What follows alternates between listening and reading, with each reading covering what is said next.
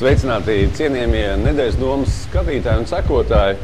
Jau 8. nedēļas doma un kopā ar jums es, Roberts Klimovičs. Šīs nedēļas domu es gribētu uzsākt ar atmiņu par kādu sarunu, kuru norisinājās ar vienu no maniem paziņām pagājušo nedēļu. Kad jautāju, kā paziņa jūtās, saņēmu atbildi, ka viss jau ir labi un ka jūtoties laimīgāks un viss jau mūsos esot iekšā. Es dzirdēju frāzi, ka katrā no mums viss jau esot iekšā. Es mazliet gribētu šo frāzi apspēlēt. Vai, pareizāk sakot, izanalizēt. Šādas frāzes mēs bieži dzirdam uz ielas un arī sakām viens otram un arī paši sev, ka viss jau mūsos ir iekšā un mēs varam justies laimīgi, ja gribam. Cilvēks vispār grib tikai 3 lietas. Visi mēs gribam tikai 3 lietas. Būt laimīgi vienmēr un uzzināt, kā tad var būt laimīgi vienmēr. Šodien par šīm pašām svarīgākajām 3 lietām nedēļas domā. Kad piedzimst mazs bērns, pavisam mazs zīdainis, viņš mēdz smaidīt. Ar savu smaidu parādīdams, ka viņš ir laimīgs. Viņš smaida saviem vecākiem, smaida pasaulē pie nosacījuma, ja viņš ir paēdis, ja viņa pampers sautiņbiksītes ir nomainītas, un pie nosacījuma, ja viņam ir vecāki. Viņš var būt laimīgs. Arī mums visiem pārējiem pieaugušiem cilvēkiem ir nosacījumi, pie kādiem tas, kas mūsos katrā ir ielikts, var justies laimīgs. Un kas tad ir tas, kas mūsos katrā ir ielikts? Primāri mēs esam dvēseles. Un dvēseles ir ievietotas ķermenī. Mūsu ķermeņi nesā dvēseles kā tādi tempļi. Un lai mēs būtu laimīgi, ir nepieciešams, lai primāri dvēseli justos labi. Savu ķermeni mēs visbiežāk zinām, kā padarīt laimīgu. Tas ir pabarot, tas ir piedāvāt ķermenim kādas ķermeniskas baudas un izklaides. Ja ir kāda slimība vai kaita, tad izārstēt to. Ķermenis iespējams jutīsies labi. Bet tas nenozīmē, ka jutīsimies labi arī mēs paši. Daudz no jums zina, ka var ēst daudz un ļoti daudz, bet vienalga kaut kas nebūs kārtībā. Var dzert daudz un ļoti daudz, bet vienalga būs par maz. Tas nozīmē, ka mūsu dvēselē vajag kaut ko citu.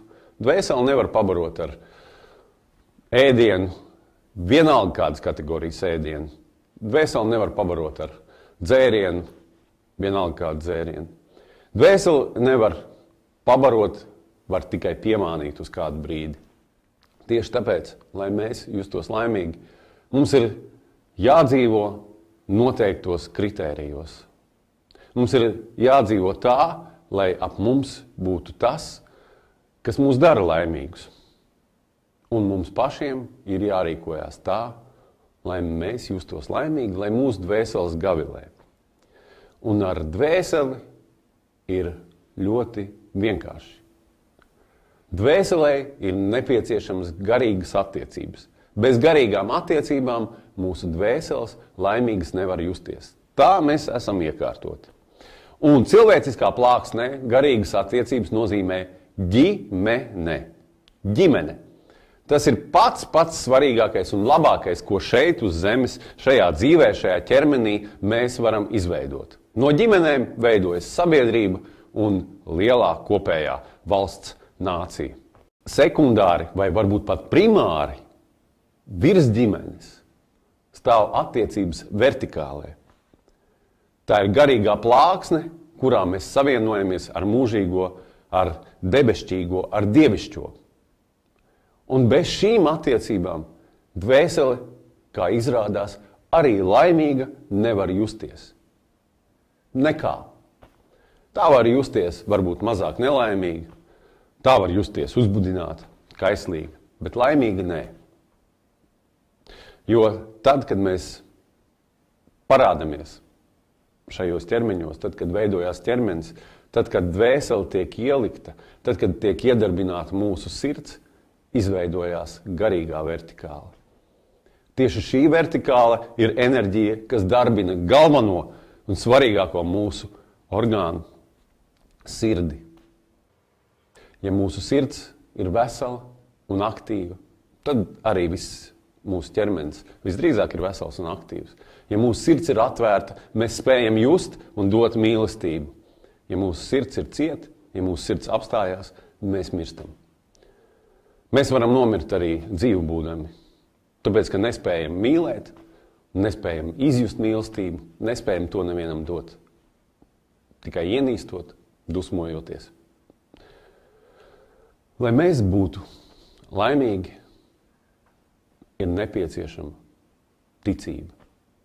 Tās ir galvenās garīgās dimensijas. Ticība un ģimene.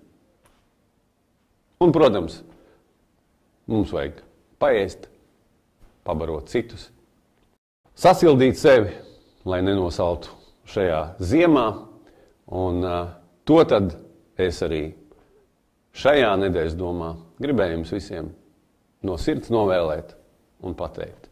Paldies, ka skatījāties, ka ļāvāt man jums pateikt un dzirdējāt mani. Tiksimies nākamreiz, bet ikdienā aicinu jūs visus uz saziņu Twitterī šeit. Visu labu!